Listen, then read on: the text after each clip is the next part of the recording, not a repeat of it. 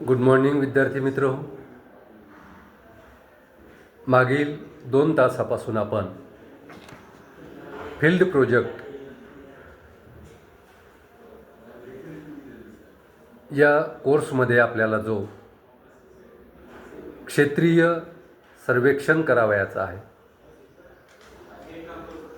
तर ते सर्वेक्षण करीत असताना आपण निवडलेल्या विषयाबद्दल मुलाखत घेऊन माहिती जमा करीत असताना कोणकोणते प्रश्न आपल्याला विचारावयाचे आहेत त्याबद्दलची एक आपण मुलाखत अनुसूची तयार केलेली आहे. ती कशा पद्धतीने फिलअप करावयाची, कशा पद्धतीने भरावयाची, प्रत्येक प्रश्नाचं योग्य उत्तर आपण त्या ठिकाणी कशा पद्धतीनं अनुसूचीमध्ये नोंद करावयाचं आहे त्याबद्दल माहिती समजून घेत होतो, अध्ययन करीत होतो.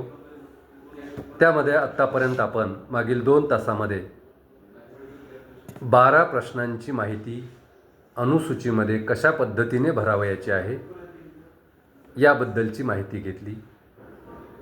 त्यामध्ये लाभार्थी महिलेचे संपूर्ण नाव असेल, शिक्षण असेल, वय असेल, गाव, तालुका, जिल्हा, लाभार्थी महिलेचा व्यवसाय, लाभार्थी महिलेला या योजनेबद्दल माहिती कोणत्या साधनापासून मिळाली, कोणत्या स्रोतापासून मिळाली, किंवा या योजनेचा अर्ज भरताना काही अडचणी आल्या का, किंवा या योजनेचा लाभ घेण्यासाठी EKYC प्रक्रिया यशस्वीरित्या पूर्ण केली का, आत्तापर्यंत किती हप्त्यांचे पैसे मिळाले, किंवा ही रक्कम थेट लाभार्थी महिलेच्या खात्यामध्ये वेळेवर पैसे जमा होतात का, याबद्दल आपण त्या ठिकाणी अनुसूचीमध्ये माहिती कशा पद्धतीने भरून घ्यावयाची याबद्दल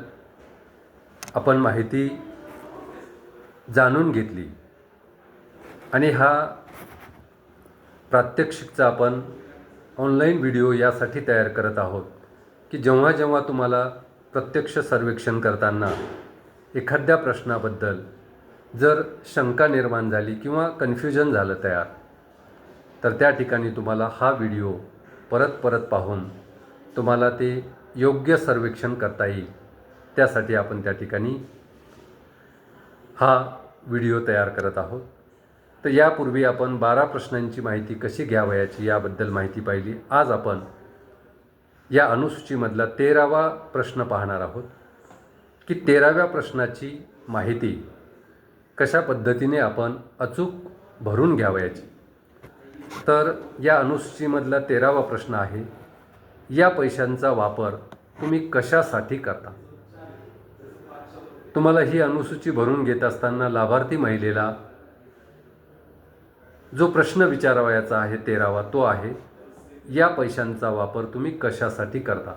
या पैशांचा म्हणजे कोणत्या, तर या मुख्यमंत्री लाडकी बहीण योजनेपासून त्या लाभार्थी महिलेला जो पैसा मिळालेला आहे, जे आर्थिक सहाय्य मिळालेलं आहे, तर त्या पैशाचा वापर तुम्ही कशासाठी करता. म्हणजे लाडकी बहीण योजनेमार्फत जो पैसा वाटप होतो, पैसा महिलांना दिला जातो, त्या पैशाचा प्रामुख्याने महिला कशासाठी वापर करतात. त्यामध्ये आपण 4 पर्याय दिलेले आहेत.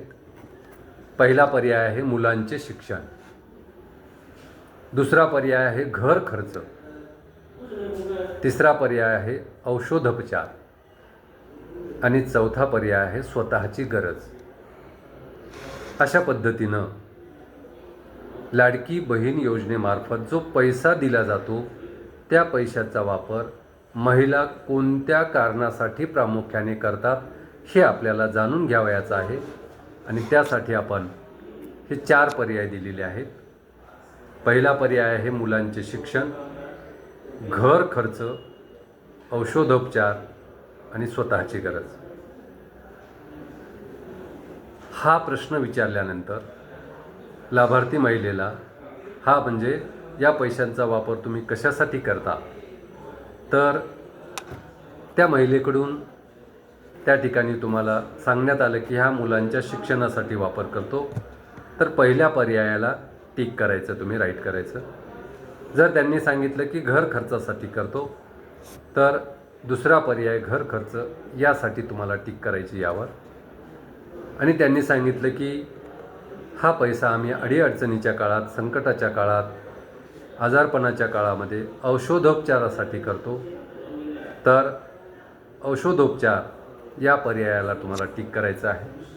आणि जर त्यांनी सांगितलं की नाही स्वतःच्या गरजासाठी करतो, तर चौथा पर्याय स्वतःची गरज या पर्यायाला तुम्हाला टिक करायचं आहे.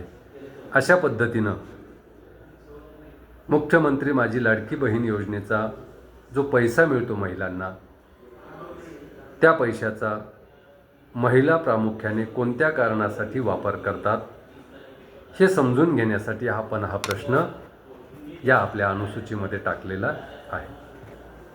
त्यानंतर क्वेश्चन नंबर 14, या योजनेमुळे तुमच्या आर्थिक स्वावलंबनात काही बदल झाला का, असा प्रश्न आपण अनुसूचीमध्ये घेतलेला आहे, मुलाखत अनुसूचीमध्ये घेतलेला आहे.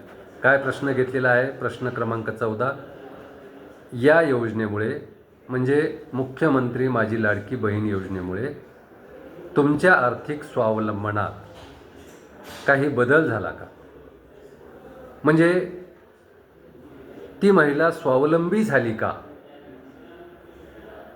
हे मुख्यमंत्री लाडकी बहीण योजनेचे पैसे त्या महिलेला मिळत असल्यामुळे ती दुसऱ्यावर अवलंबून असण्यापेक्षा ती स्वावलंबी झाली का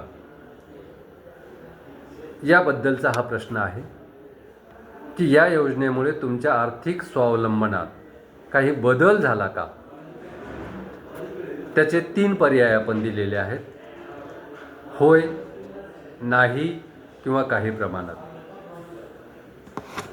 हा प्रश्न विचारल्यानंतर ती महिला तुम्हाला होय असं उत्तर देऊ शकते की होय, मी या योजनेची मदत मिळाल्यामुळे मी स्वावलंबी झालेली आहे, आता मला दुसऱ्यावर अवलंबून राहायची गरज नाही. असं जर उत्तर दिलं तर तुम्हाला होय या पर्यायाला राईट करायचं आहे. आणि जर समजा ती म्हणाली की नाही, या योजनेपासून जे पैसे मिळतात त्यामुळे मी फारशी काही किंवा मी काही स्वावलंबी झालेली नाही, मी आणखी दुसऱ्यावरच अवलंबून आहे किंवा कुटुंबातील इतर कर्त्या व्यक्तीवरच मी अवलंबून आहे, नाही जर म्हणाली तर तुम्हाला दुसरा पर्याय नाही याला राईट करायचा आहे. आणि तिसरा पर्याय आहे काही प्रमाणात, म्हणजे मुख्यमंत्री लाडकी बहीण योजनेमुळे तुमच्या आर्थिक स्वावलंबनामध्ये काही बदल झाला का, तर तिला जर वाटलं की थोडे प्रमाणात मी स्वावलंबी झालेली आहे, पूर्ण तर स्वावलंबी नाही झाली, तर त्या ठिकाणी ती असं सांगेल की काही प्रमाणात, थोड्या प्रमाणात मी स्वावलंबी झालेली आहे. असं जर उत्तर त्या लाभार्थी महिलेनं दिलं तर तुम्हाला तिसरा पर्याय काही प्रमाणात याला टिक करायचं आहे, याला राईट करायचं आहे. अशा पद्धतीनं मुख्यमंत्री माझी लाडकी बहीण योजना सरकार राबवत असल्यामुळे महिलांच्या स्वावलंबनामध्ये काही बदल झालेला आहे का हे आपल्याला जाणून घेता येईल. आणि या 3 पैकी एका उत्तराला तुम्हाला राईट करून ती माहिती घ्यायची आहे. अशा पद्धतीनं या 14व्या प्रश्नाची माहिती योग्य पद्धतीनं तुम्हाला फिलअप करावयाची आहे, भरून घ्यावयाची आहे. त्यानंतर प्रश्न क्रमांक 15, क्वेश्चन नंबर 15, या अनुसूचीमधील, या शेड्यूलमधील क्वेश्चन नंबर 15, या मदतीमुळे तुमची कुटुंबाच्या निर्णयातील भूमिका वाढली असे तुम्हाला वाटते का. म्हणजे महिलांच्या सशक्तीकरणाच्या दृष्टिकोनातून हा प्रश्न आपण टाकलेला आहे. प्रश्न क्रमांक 15 आहे, या मदतीमुळे म्हणजे मुख्यमंत्री माझी लाडकी बहीण योजनेच्या मदतीमुळे त्या महिलेची कुटुंबाच्या निर्णयातील भूमिका वाढलेली आहे का, असा प्रश्न आहे. आणि जर कुटुंबाच्या निर्णयातील भूमिका वाढली आहे असं त्या महिलेला वाटत असेल तर ती होय असं उत्तर देईल. आणि जर मुख्यमंत्री माझी लाडकी बहीण योजनेच्या मदतीमुळे त्या महिलेची कुटुंबाच्या निर्णयातील भूमिका वाढली नसेल तर ती नाही असं उत्तर देईल. मग या प्रश्नाचं उत्तर जर तिनं होय असं दिलं तर तुम्हाला होयला राईट करायचं आहे. आणि जर त्या महिलेनं नाही असं उत्तर दिलं तर तुम्हाला नाही या उत्तराला टिक करायचं आहे, राईट करायचं आहे. यावरून तुम्हाला मुख्यमंत्री माझी लाडकी बहीण योजनेचे जे परिणाम आहेत, विशेषतः महिला सबलीकरणावरील परिणाम जे आहेत ते सकारात्मक आहेत की त्या ठिकाणी नकारात्मक आहेत हे आपल्याला समजून येईल. म्हणून आपण हा क्वेश्चन नंबर 15 टाकलेला आहे की या मदतीमुळे तुमच्या आर्थिक या मदतीमुळे तुमच्या कुटुंबाच्या निर्णयातील भूमिका वाढली आहे किंवा नाही हे लक्षात घेण्यासाठी मदत होईल. म्हणून या 15व्या प्रश्नाचं उत्तर तुम्हाला होय किंवा नाहीमध्ये त्या ठिकाणी घ्यायचं आहे. आणि होय असं म्हटलं तर होयला राईट करायचं, नाही असं म्हटलं तर नाहीला राईट करायचं आहे. अशा पद्धतीने मागील 3 तासामध्ये आपण या मुलाखत अनुसूचीमधील 15 प्रश्नांची माहिती कशा पद्धतीने योग्यरित्या भरून घ्यावयाचे आहे हे आपण जाणून घेतलेलं आहे. या ठिकाणी आपण थांबूया आणि उर्वरित प्रश्नांची माहिती पुढच्या तासामध्ये कशा पद्धतीनं भरून घ्यावयाचे आहे याबद्दल आपण चर्चा करूया. धन्यवाद.